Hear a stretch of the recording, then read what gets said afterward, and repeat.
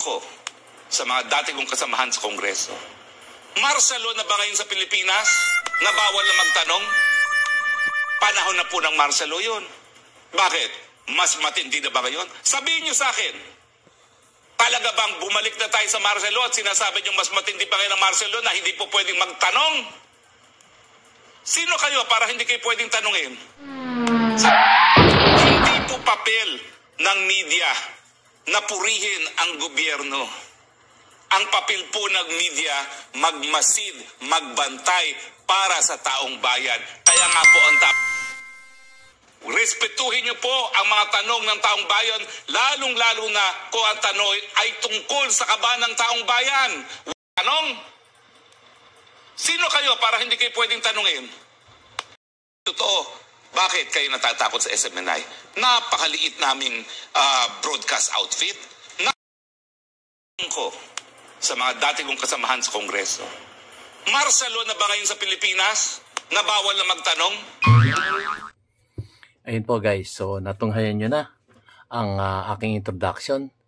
So magandang araw po sa inyong lahat. Ito po ang inyong lingkod, si DIY KKB Informative.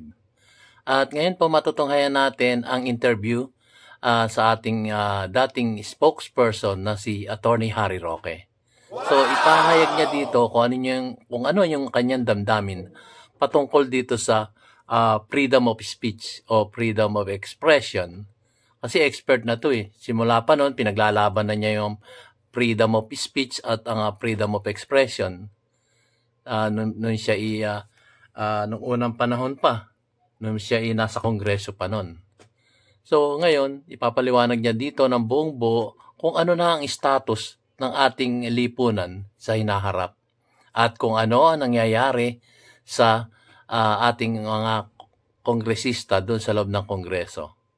So siya na po ang magpapaliwanag nito dahil di umano ay sa kanyang palagay parang mas masahol pa tayo sa martial law. Mas masahol pa tayo nung 1972 up to I think 1980 ay martial law po tayo noon. So, correct me if I'm wrong guys. Pero matagal-tagal pong nagkaroon ng martial law. At ngayon, sinasabi niya rito, parang mas masahol pa tayo sa martial law. So, yun po. So, tunghayan na po natin ang ating butihing dating secretary, spokesperson, Attorney Harry Roque. Ito na po siya. At maraming salamat po sa aking mga subscriber at aking mga viewers na patuloy na sumusuporta sa aking YouTube channel, DIY KKB. Maraming salamat po. Ito na po. At simulan na natin ang talumpati ng ating butihing dating spokesperson, Attorney Harry Roque.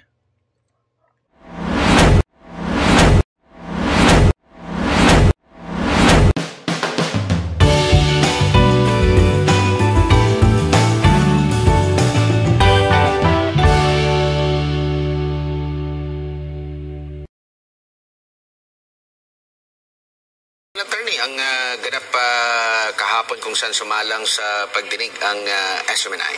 Nako, alam niyo po talaga mga kababayan ha, ang nangyayari po ngayon sa SMNI, yan po'y nakakabahala.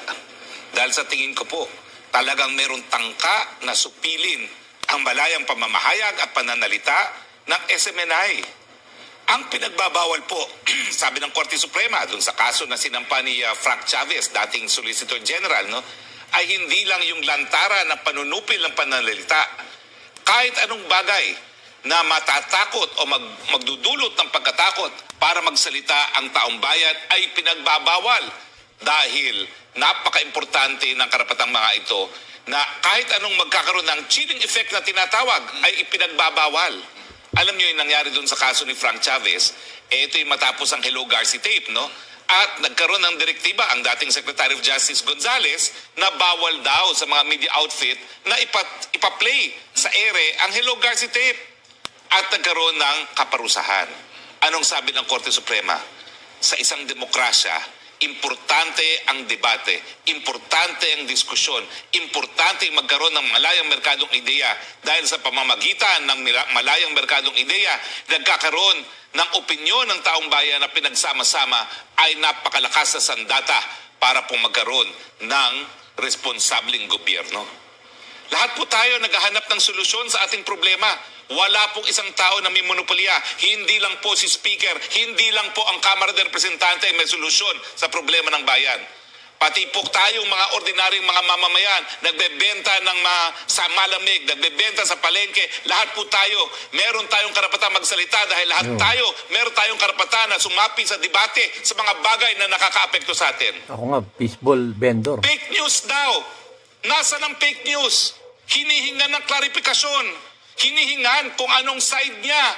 Bine-verify kung totoo nga dahil kapag totoo, talaga naman pong magagalit ang taong bayan sa panahon na kung ano-anong confidential fund na kinakailangan para labanan ng terorista ang CPP-NPA tinatanggal, baka totoo yung impormasyon na natanggap na napakalaki na ng gastos. Anong masama doon? Kung hindi po totoo, sabihin hindi totoo. Bakit kayo natatakot sa SMNI? Napakaliit naming broadcast outfit. Napakalaki ng inyong House Media Bureau. Napakalawak na inyong network sa media. Magpakatotoo na tayo.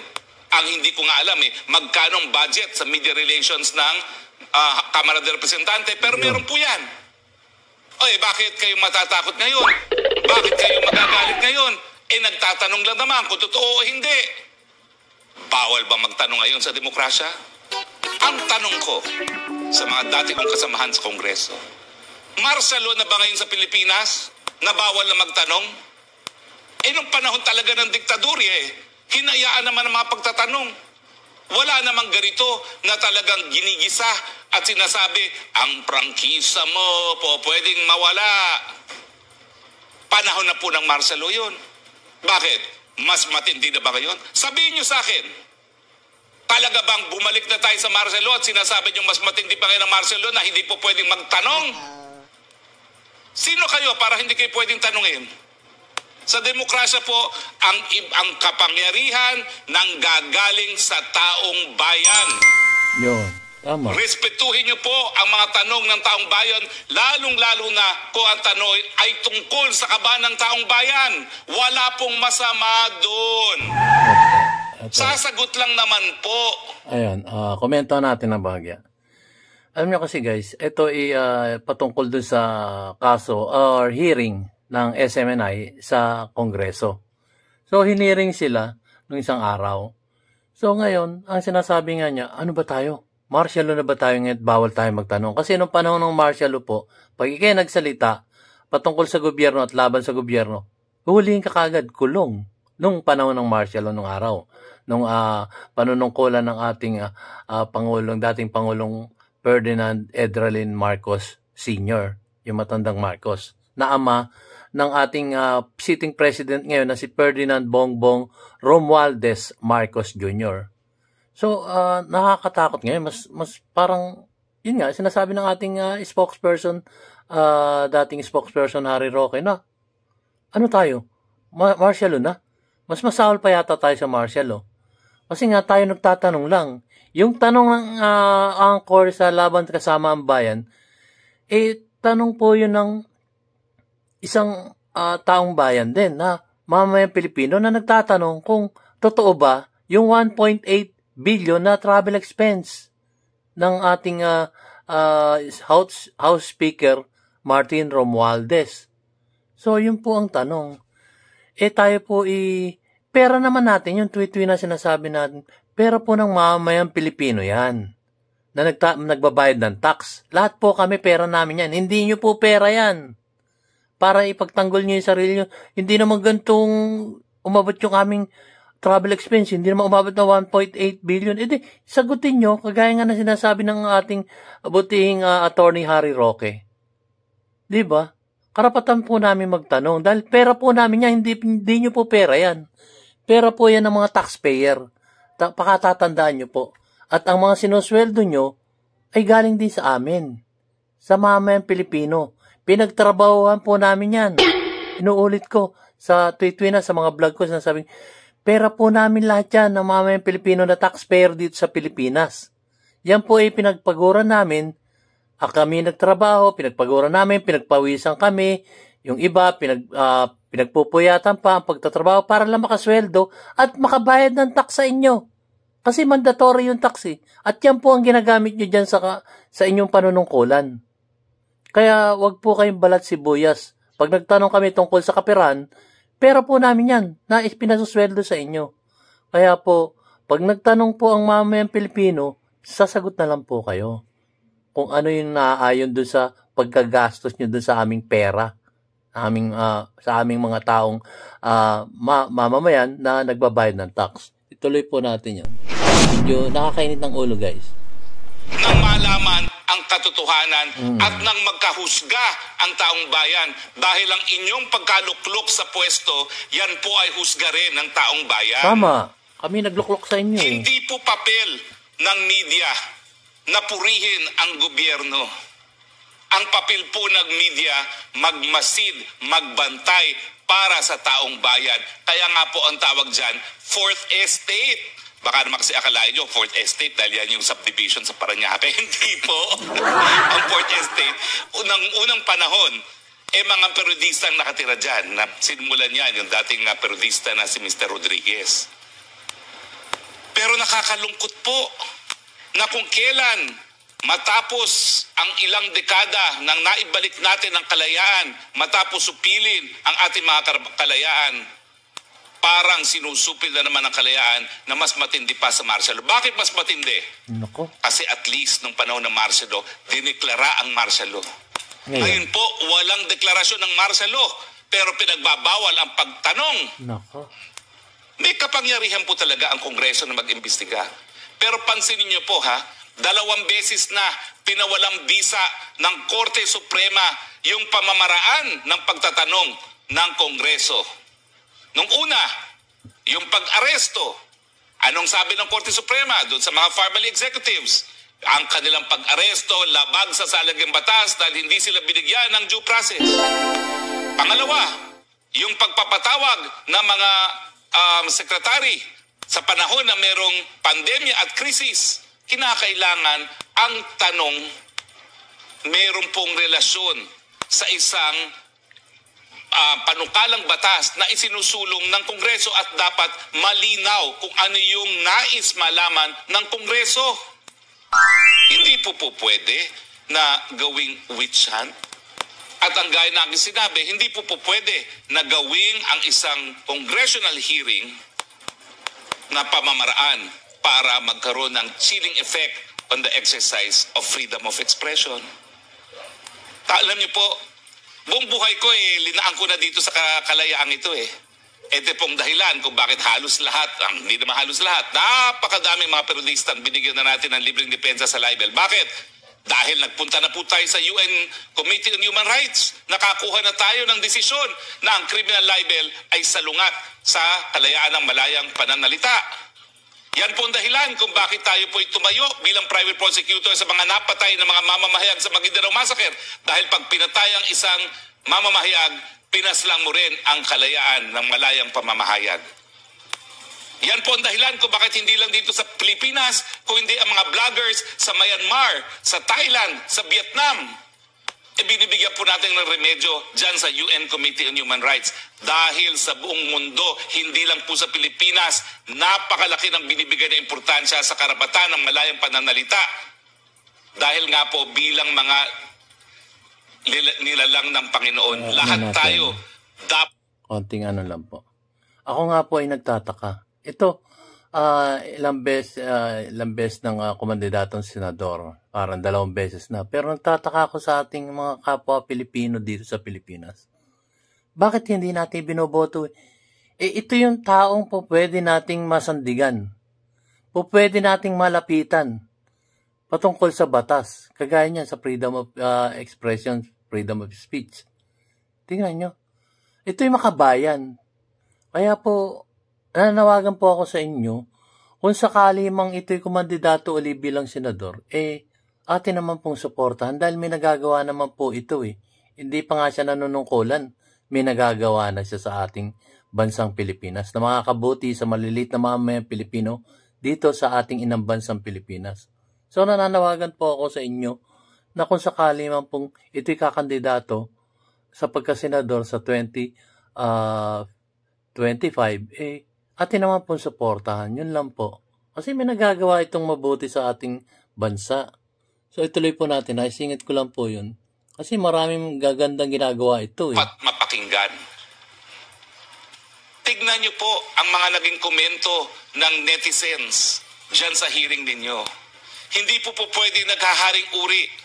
Hindi po pwede na ipapakita ang paglabis sa kapangyarihan. Hindi po pwede na pati background ng mga abogado sinasalsal nyo. Ano ba ho talaga ang gusto ninyong malaban sa investigasyon? Kung ang gusto ninyo, ang pinag-aaralan nyo ay yung pag-revoke ng prangkisa, kapangyarihan nyo po yan. Pero kinakailangan, sumapi ang Senado dahil dalawa naman pong kapulungan ng ating Kongreso. Ano po ang intensyon ng legislative inquiry? Dahil kung yan po ay takutin at supilin ng SMNI, that is patently unconstitutional. Hindi po ako nagsabi niyan. Korte Suprema, Chavez versus Gonzales. Wala po tayong personal opinion dito dahil lahat ng sinasabi natin, desisyon na ng Korte Suprema at yan naman pong maganda sa isang demokrasya. Kung sa tingin nyo makapangyarihan kayo, ang kapangyarihan nyo meron pong limitasyon. Yan po ay nanggagaling sa saligang batas, lalong-lalo na yung Bill of Rights. Yang Bill of Rights po yan, yung mga karapatan binigay sa taong bayan, yan po ay garantiya na kahit anong mangyari, hindi po pwedeng mapagkait sa taong bayan mga karapatan na yan. Kaya mga kababayan, nakakabahala po ang mga pangyayari. Sumuporta po ako sa unit team kay Presidente Bongbong Marcos at kay Inday Sara Duterte dahil ako'y naniniwala na ang Bongbong Marcos po, ang ating presidente, ang kanyang misyon, baguhin ang imahe ng pangalang Marcos. Alam po niya na nadungisan ang pangalan ng kanilang pamilya dahil sa kasaysayan. At sigurado po ako na humingi siya ng pangalawang pagkakataon para maituwid sa kasaysayan ang lugar ng pangalang Marcos. Pero kung kayong mga di umano'y kakampi ng presidente, kayo pa ang nagbabalik ng panahon ng martial law, hindi po mangyayari yan.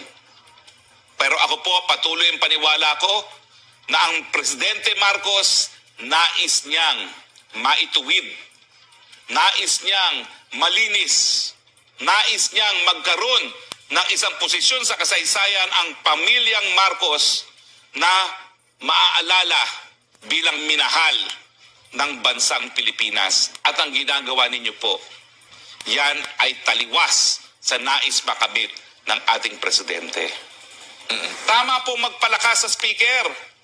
Lalong-lalo na hindi pa aprobado ang budget bill. Pero ang speaker po naging speaker dahil inendurso naman ng presidente. Tignan ninyo kung ang inyong ginagawa ay nakakabuti para sa presidente. At habang kayo po'y nanunupil ng karapatan, maaalala ng tao nung minsan meron ding kapangalan na Marcos na sinupil din ang karapatan pantao ng napakarami. Isipin niyo po, ito ba ay pabor or masama para kay presidente? Pero kung pagbabatayan po natin ng reaksyon ng mga netizens dyan sa napanood na hearing sa Kongreso. Kasi masyadong malamya eh. Ako, sa nakikita ko lang, sa akin lang to.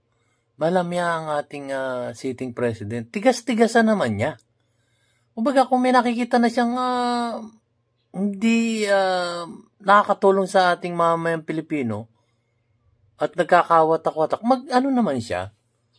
Magsalita siya ng matigas. Kumbaga matigas na. Hindi nyo po pwedeng gawin yan. Ito ang gawin nyo. Yan ang gawin nyo. Ganun po sana. Hindi. Ganun pa siya. Hindi po ganun. Buting Presidente Bongbong Marcos Jr. Kayo po meron pa pong tsansa para magbago. Meron pa pong tsansa na para ayusin nyo ang mga sigalot na nangyayari. Siguradong alam nyo to. Siguradong alam nyo to. Yun nga po, nananawagan po ako sa ating Pangulong Bongbong Marcos Jr. Ayusin na po natin sana to. Para sa ating bansang Pilipinas, para sa aming maliliit na mamayang Pilipino dito sa Pilipinas. Kami po ay nagsusumamo sa inyo. na ayusin nyo po ang mga sigalot na to. So, tuloy po natin. Peso, hindi po yan nakabuti kay Presidente na para bagang bumabalik tayo sa panahon ng martial law. Attorney, Pasensya na, partners, ha? okay lang, no problem. Pampungad pa lang eh. High blood na naman. Ikaw talaga, ha? Palagi ka na lang, alam mo kung paano talaga matitrigger ang high blood pressure. Para bumaba muna, attorney, ito muna, dadagdagan pa ni Jay. Ito muna, attorney, nagbigay matanong ng na, reaksyon ang mga legal counsel ng Sunshine Media Network International SMNI kaugnay po sa mga resolusyon na inihain sa Kamara laban sa TV Network. Narito ang aking balita. Yan po, guys. Medyo ang pakiramdam namin binubusalan kami. Sana wag naman. Sana mali ako. Pero ang feeling namin, parang nilalagyan kami ng busal dito. Ito ang pakiramdam ng legal counsel ng SMNI na si Attorney Rolex Suplico kaugnay sa mga resolusyon na inihain sa Kamara laban sa TV Network. Isa si Attorney Suplico sa mga humarap sa pagdinig nitong Huwebes, Nobyembre 30 sa pagdinig ng House Committee on Legislative Franchises na pinamunuan ni 2nd District Parañaque City Congressman Gus Tambunting. Siyempre, papatawag ka dito, yung mga congressmen yan eh. Mga leaders yan ng ating bansa. Mga powerful persons yan dito sa Republika ng Pilipinas. Tapos papatawag ka dito. In fact, nakita mo yung invitation, kami lang eh. What is so special about Suarasu? Kasama din sa mga legal counsel ng SMNI na humarap sa pagdinig si Attorney Mark Tolentino. Anya, welcome para sa kanila na sagutin ang mga alegasyon laban sa SMNI. We feel motivated. Naipakita namin na yung motto ng SMNI, naipakita ang katotohanan. So we feel motivated, we are inspired, lalo na sa mga televiewers namin to prove that truth matters. Yung motto namin na ang katotohanan lang ang ipapalabas sa news and high degree of professionalism. So yun ang nakita namin, hindi yung harassment, kasi yung harassment na word, maybe may harassment or not, but sa amin, we consider it as an inspiration and challenges na lalong palakihin, lalong pagandahin ang programa ng SMNI. Dagdag pa ni Attorney Tolentino, hindi lang SMNI kundi ang interes ng bayan, lalo na ang malayang pamamahayag ang ipinaglalaban ng TV network. Bigyan yun, but of course, right naman nila yan, power nila naman yan, discretion naman nila yan. So we are here, hindi namin control kung ano yung ginagawa nila. We are here to defend Suarasug Media Corporation, and of course, not just Suarasug, but the interest of the public, particularly the freedom of press and the freedom of expression of the Republic of the Philippines. Sa tanong kung ang nasabing pagdinig sa Kamara ay politically motivated, ito ang sagot ng mga abogado ng SMNI. Posible, meron o wala. Sa amin, opinion lang namin to, but I think mas maganda sila ang tanungin nyo kung may political motivation ba silang gagawin, may harassment ba sila, I think sila dapat sumagot yan, hindi kami. After all, sila ang mga politiko, hindi kami. Tatlong House resolutions ang tinalakay nitong Huwebes. Kabilang dito ang HR 230 na inihain ni ACT Teachers Party List Representative Franz Castro, HR 1428 ni Gabriela Party List Representative Arlene Brosas, at ang reklamo ni Quezon Congressman JJ Suarez tungkol sa aligasyong maling ulat laban sa House Speaker. Inaasahan na sa araw ng Martes sa susunod na linggo ay ipagpapatuloy ng nasabing komite ang pagtalakay sa mga nasabing resolusyon laban sa SMNI. Para sa Diyos at sa Pilipinas kung mahal, ito si Jake Calabroso, SMNI News. Nakarinig nyo guys, yung dalawang abogadong ng SMNI, cool na cool sila na in-interview. Baga kahit alam nilang unconstitutional na yung nangyayari sa kanila, di umano, cool pa rin silang na-interview. Sinasabi nila yung saga ng kanila, kasi mga abogado yan eh. Alam na nila yan eh. Pero behind that, palagay ko, sa akin palagay lang, tinatawanan lang nila yung nangyayari. Kasi sumasagot lang naman sila ng maayos. Kaya lang, pati yung kanilang background, yung kanilang mga tungkulin na hindi naman sakop ng hearing na to, inokil-kil nila. Kagaya nung sinabi nga sa hearing, kung napanood yung nakaraan kong vlog, pati ba naman yung sweldo nung dalawang anchor, tinanong, nalaman tuloy na 100,000 sila per month. So, naano ko lang guys, nakomentuhan ko lang ng konti kasi tingin ko this dalawang abogado to, pinagtatawanan lang yung nangyayari sa kanila ngayon eh. So, pero yun lang ang sarili kong nakikita guys. So, ito na po, ituloy natin. Samantala, attorney, sinagot ng Kamara ang issue sa umano'y 1.8 billion pesos na travel expenses ng Office of the Speaker. Mismo si House Secretary General Reginald Velasco ang naglinaw na hindi 1.8 billion pesos ang travel expense ng Office of the Speaker. Ayon kay Velasco, mahigit 4 na milyong piso lamang ang nagastos ng tanggapan ni Speaker Martin Romualdez mula Enero hanggang Oktubre ngayong taon. Uy! Komentuhan nga natin, guys. Komentuhan natin, guys. Kung totoo yan na milyon lang ang nagastos nila sa travel expenses, ang GAA, alam ko, ang pinalabas nilang GAA, 2 billion mahigit sa travel expenses pa lang. Yun yung pinaka-budget nila sa GAA. Di umano, yun nga yung sinasabi sa mga news At yun din ang sinabi nila. So, kung 2 billion, sabihin na 2 billion. Tapos million lang nagastos sila. Ang layo. Parang kung hindi ako nagkakamali, something of below 10% pa lang yung nagagastos nila. So, ano na ngayon? Nobyembre na ngayon. 1 buwan na lang.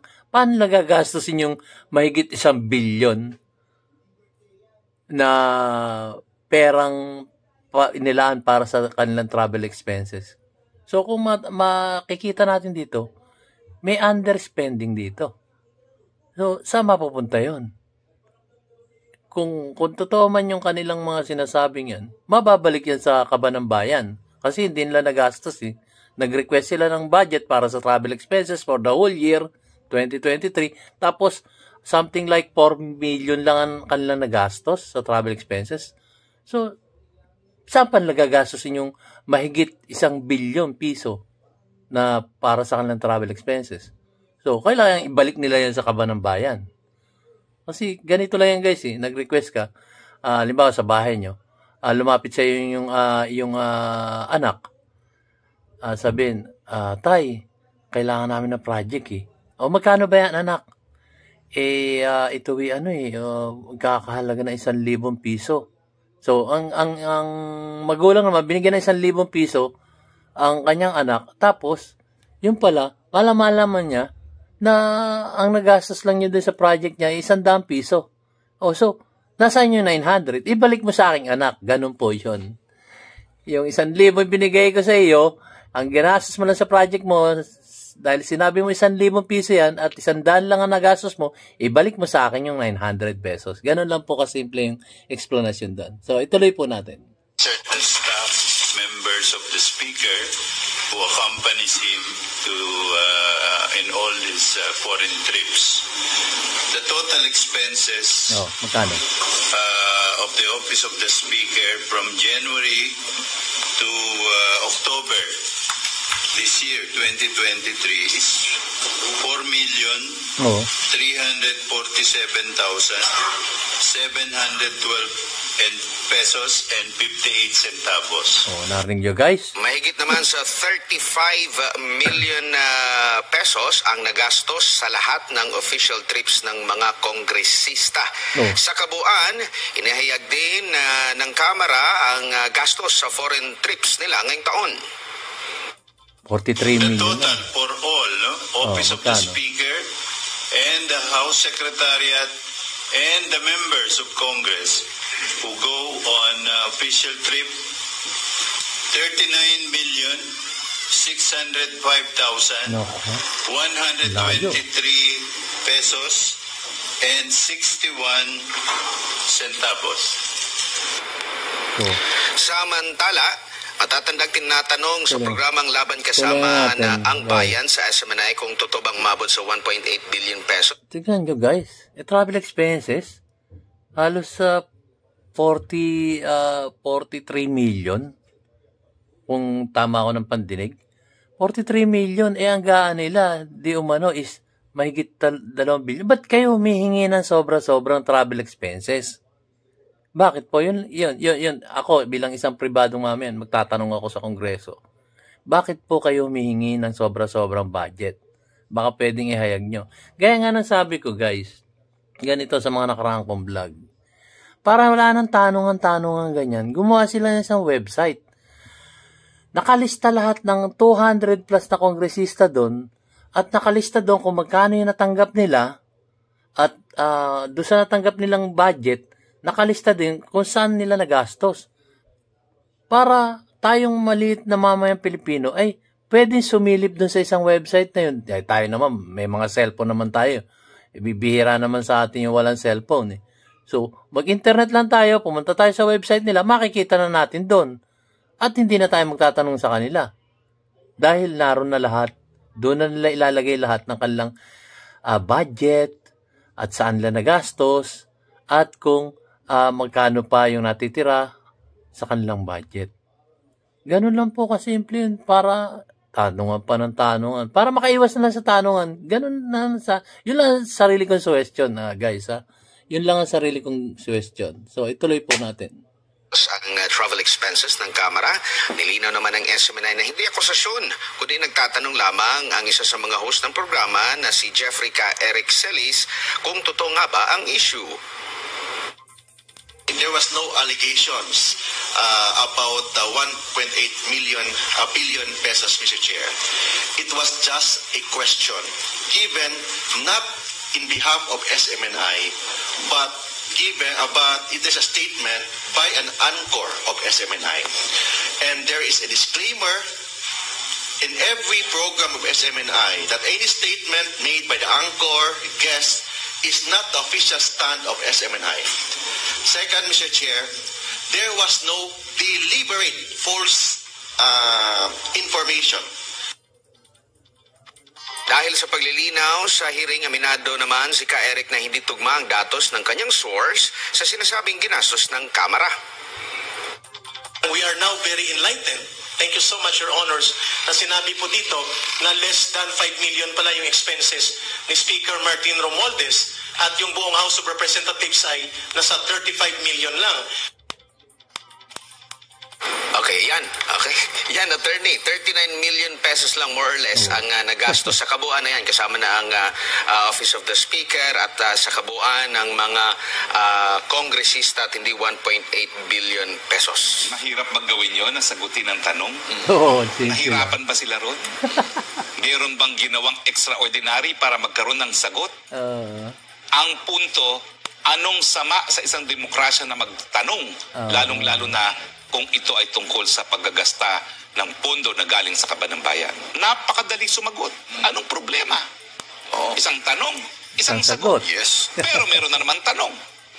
Bakit ang budget ninyo for travel expense ay 2 billion? Yun. Ang totoo po niyan, Yun kada yung month, kada buwan, lahat ng kongresista, at ako po'y galing doon, kaya alam ko, merong traveling expense every month. Kaya meron silang line item na 2 billion. So, hinihiwalay pa yung special travel bukod dun sa traveling allowance ng kada congressman na 2 billion. So linawin lang, hindi yan gastos ni Speaker. Gastos yan ng institusyon. At hindi ko po kinu-question yan kasi nga, abay siyempre, kongresista ka, galing ka ng probinsya, lilipad ka, alam ka naman maubos ang sweldo mo na ang gagastusin mo ay yung sweldo mo. So, dapat talaga merong allowance na traveling. Pero, yun nga po ang punto. Wala pong problema kung sasagot lamang. Yes. At definitely, hindi po kasalanan sa isang demokrasya na magtanong. Pwede pong magtanong. Isa pa, attorney, ang programang Laban Kasama ang Bayan, kaya nga, Kasama ang Bayan, may nag-info kay Ka Eric at nagpapatanong kasi nga, ang context doon, may in-interview si Ka Eric, si Sir Greco Bellica. At nagpapatanong tungkol doon sa travel expense ng speaker. Pero ini-insist pa rin doon sa pagdinig. Hindi lang kasi binigyan ng pagkakataon na ipakita yung video, attorney, sa lahat ng mga nandoon para at least at mga mamamayan din makita nila para mabigyan ng linaw kung ano ba talaga ang kompletong konteksto ng pagkakatanong ni Ka Eric. Pero ini-insist ni Quezon Congressman Suarez na hindi tanong kundi statement. Ano bang magagawa mo doon? Yun naman ang tanong ko, bakit hindi yung pinakita? Yun. Nang makita ng taong bayan kung ano talaga yung tanong. Masama bang makita ng taong bayan? O bakit? Dahil makikita niyong katotohanan na walang paratang kung hindi tanong lamang ang nanggaling kay Ka Eric. At ang isang tanong, dapat sagutin lang. hindi po pwede ipagbawal sa demokrasya ang tanong. Kung kayo po ay tutul sa pagtanong sa isang demokrasya, umalis po kayo ng Kongreso. Dahil ang Kongreso, binuo yan dahil nga po sa demokrasya. Yun. May separate vlog Huwag po ako niyo dun, pong guys. labanan Balikan ang nyo. demokrasya dahil ang pagtanong po, karapatan. Yung sinabi ni Atty. Sasso Hardo. Gandosasot ay Yung nagtanong. nagtatanong, attorney ha, nagtatanong. Yung hindi ito pinakita kasi sa Kongreso. daw ng 2023, Binlag ko po yun. 2 Balikan billion nyo. more or less yata ang budget para sa travel expenses. Yun nga yung sinasabi ko, Ng kada House. buwan yan, meron travel expense na binibigay sa mga kongresista. Doon siguro yun, kaya naging 2 billion. Pero, na kinakailangan naman. oo. So, ang sinasabi nila na 40 million lang ang gastos sa speaker, Yun. bukod pa yun dun sa traveling expense ng congressman. Kasi para sa lahat ng congressman yan, 300 congressmen naman yan. So, modest amount naman yan. Ang sabi naman, 4 million lang ang nagastos daw. Hindi 4 million, di ba 40 million? 40 million, Oo. kasama na ang iba pang mga congressman. Ah. Kay Office of the Speaker, Oo, 4 lahatan. million lang daw. Sabi. Sa kabuuan, more or less, 40 million. Oo, Okay. pero alam nyo, ano yan ha? Baka nagbago ng patakaran. Kasi nung dati na ako'y kongresista at sumasama kay dating Presidente Rodrigo Roa Duterte, ha? Ang malilibre lang doon, pagkasakay ka nung PR001. Pero, ang hotel mo, bayad ka ng sarili mo. Hindi po pwede na i-charge sa Malacanang, no? Hindi ko alam kung talagang 4 million lang sa dami ng mga Kaya, biyahe, no? ang tanong ni kung 40, more or less 40 million lang at patapos na yung taon, bakit daw humiling ng 2 billion Oo, pesos? yun. Ang budget na nakalaan para sa Para sa 2023 na travel expense sa buong House of Representatives yan. Kaya nga sinasabi ko, yung travel expense sa 2 billion, yan yung binibigay buwan-buwan. Meron talagang binibigay kasi may MOOE yan, merong travel, may maganyan yan. Isang buo yan, tapos ibibigay na cash nga sa mga congressmen. Attorney, doon sa pagdinig, kasi ini-insist talaga na patanong yung pagkakasabi ni Ka Eric, pero hindi pa rin gusto pa rin nga sabihing statement lang. Ito yung sinabi ni Representative David J.J. Suarez. Sabi niya, ang ginawa lang daw po nila ay nagtatanong, but in any responsible media practitioner, if given an information, would first validate that information before they go out on public, dahil live stream to, attorney, sa programang Laban Kasamang Bayan. Ang masasabi mo doon? Well, ang mali po, kapag nagparatang ka, pero kaya nagtatanong, mag-iimbita ka ng sagot. Yan. Wala pong pinagbabawal doon at hindi po irresponsable yun. Lalong-lalo na, ang programa naman na komentaryo. Yes. Hindi naman yan news. Yes. Ibahin nyo po kapag straightforward news at komentary. Pero whether be it news or commentary, hindi po pwedeng supilit. Dahil hindi po kapangyarihan ng Kongreso ang magbigay ng kalayaan. Ang nagbigay po niyan, taong bayan Yun. sa pagbibigay ng kanilang ratifikasyon sa ating saligang batas. Nagtatanong ang ating mga kababayan din talaga kahapon, lalo na sa dahil hiniling ni Attorney Mark Tolentino, meron silang daladalang flash drive na may play para makita ng lahat ng mga nandoon din, dahil nandun din yung KBP, nandun din yung MTRCB at iba pa na hindi pa nakakita na may play, at ang ginigit naman din kasi ni Ka Eric na yung Dito tingnan yung muna buong natin konteksto tatapusin ang ating ng, vlog. Yung sinasabi nilang dapat pakita yung video kung paano nagtanong sa Laban Kasamang Bayan itong si Ka Eric. So, na-vlog ko po yun nung nakaraan. Pwede nyong panoorin at komentuhan nyo kung ano yung kung siya nagtatanong o kung ano pa man. Kasi pagtatanong yun ng isang nanonood sa kanila, tinanong lang kung totoo ba yung 1.8 billion sa travel expenses. So, pwede nyo pong balikan yun sa aking nakaraang video. At ang aking huling komento po dito sa ating mga butihing kongresista dito sa Congress. Pag nagtanong naman po kami, kagaya niyan, pinadadaan namin sa mga anchor, sa mga isang platform, mag-comment kami, patatanong namin sa inyo. So, binabasa nila. So, karapatan po namin magtanong. Kasi nga po, pera namin yan. Pera po ng mamamayang Pilipino yan. Bawat isang mamamayang Pilipino na nagbabayad ng tax dito sa Pilipinas. Hindi nyo po pera yan. Kaya po may karapatan po kaming malaman kung saan nyo po ginagastos yung mga kaperahan dyan sa kaban ng bayan na nanggaling sa aming mamayang mahihirap na tao at mayayaman tao dito sa Pilipinas na nagbabayad ng tax. Pinagpapaguran po namin yan, pinagtatrabahuhan, pinagpupuyatan, paulit-ulit ko po sinasabi. Pera po namin yung mamayang Pilipino dito sa Pilipinas. Kaya naman po, wag po kayong onion skin. Sagutin nyo na lang po. Sagutin nyo na lang po yung aming mga katanungan patungkol dyan sa kapirahan. At may karapatan po naman kami magtanong. So, sana naman po, wag na maulit to. Sa Martes, talagang tutunghayan ko po ito kung ano na naman po yung gagawin nyo. Baka naman, pag nagtanong kayo, ang sasabihin nyo dun sa tinanungan nyo, it's answerable by yes or no. Pangit po yun. Kailangan meron po siyang karapatan na ilahad ko ano yung sagot niya. Kayo nga Diyan, pagka kayo yung botohan, sasabihin nyo, ayon ba kayo sa panukalang batas na hinano ng ating sponsor? Siyempre, tatanungin, say I kung kayo gusto nyo. No. Say no kung ayaw nyo doon. Hindi ba? Meron kayong ganun botohan Tapos, pag sinabing, hindi po ako sang-ayon dyan, ipapahayag ko po sa inyo kung bakit ako hindi sang-ayon. So, babalik na naman kayo sa pulpito nyo. Sasabihin nyo, kaya po no, yung sagot ko ay ganito, bla bla bla. Hindi po ba? Tama po ba ako mali doon?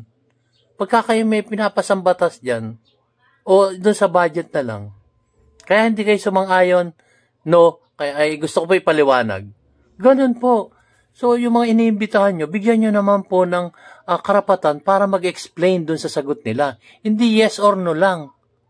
Di po ba? Kayo nga dyan sa Kongreso, pag nag-no kayo o nag-yes kayo, pwede po bang ipaliwanag ko kung bakit ako yung no ang answer ko? Kaya hindi ako sumasang-ayon dyan sa budget ng isang departamento. Tapos, pupunta kayo sa pulpito. Sasabihin nyo, kasi kaya po ako ayaw kung ganyan, bla bla bla. So, nagpapaliwanag kayo kung bakit ganun na naging boto nyo. Yes or no din ang tanong doon. Tapos dito sa mga inibitahan nyo, yes or no pa rin yun. Ayaw nyo pagpaliwanagin kung bakit yes o bakit no ang kanyang lang sagot. Huwag naman po sanang ganon. Pagsisikil na po ng karapatan yun ng isang inibitahan nyo sa Kongreso. So sana naman po sa Martes na darating, ako po talaga alas 6 pa lang ng umaga ay mag-check na ng aking YouTube channel at aabangan ko talaga po yan. At titignan ko kung ano yung mga pangyayari. Meron pa po kayong time para baguhin po yung inyong style dyan sa loob ng Kongreso. So meron pa pong time. Mahaba pa po ang oras. Ating mga butihing kongresista dyan sa Kongreso, sa House of Representatives. So, maawa naman po kayo sa aming mga mamayang Pilipino. Gawin nyo po ang tama. So, hanggang dito na lamang po ang aking mumunting YouTube video na ipinarating sa inyo. Ito po ang inyong lingkod, si DIY KKB Informative na nagsasabing keep safe, God bless, and you have a great day. See you on my next vlog, guys. Maraming salamat po.